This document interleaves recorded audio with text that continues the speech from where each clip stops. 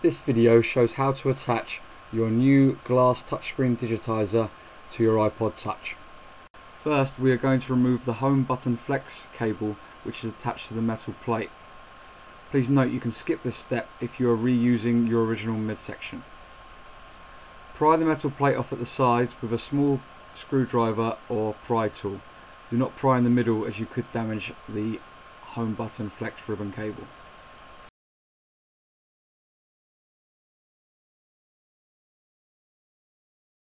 Next, we need to reattach the metal plate to our new midsection.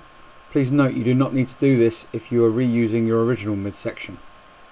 Place the metal plate in place over the small black pegs and gently press down. This is a new midsection from the Repairs Universe website and already has the adhesive strips pre-installed, so you just need to remove the covering. If you are reusing your original midsection, this is the stage where you will need to install the adhesive. Adhesive strips are also available on the Repairs Universe website.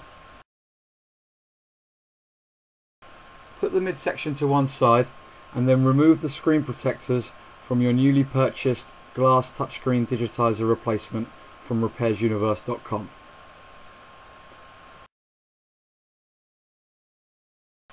We are now ready to attach the new glass touchscreen digitizer to the midsection. First, put your home button in place. Make sure the tabs fit the holes on the midsection.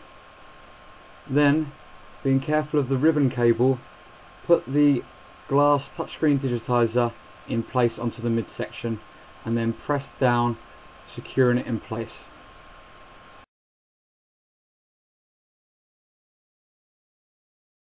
Once you have pushed into place the new glass into the midsection, it should look like this one in the video, with the glass being flush with the plastic and the metal plate on the back.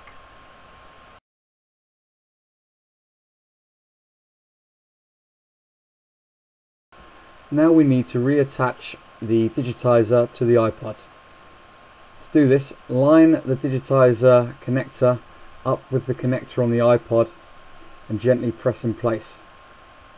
Be careful not to pull or twist the ribbon cable, as it is quite fragile and can easily rip or tear.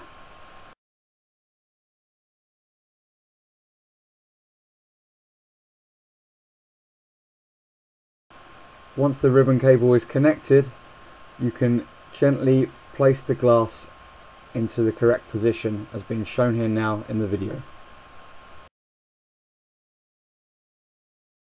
Before pushing the glass into place, you may want to quickly check that it's working.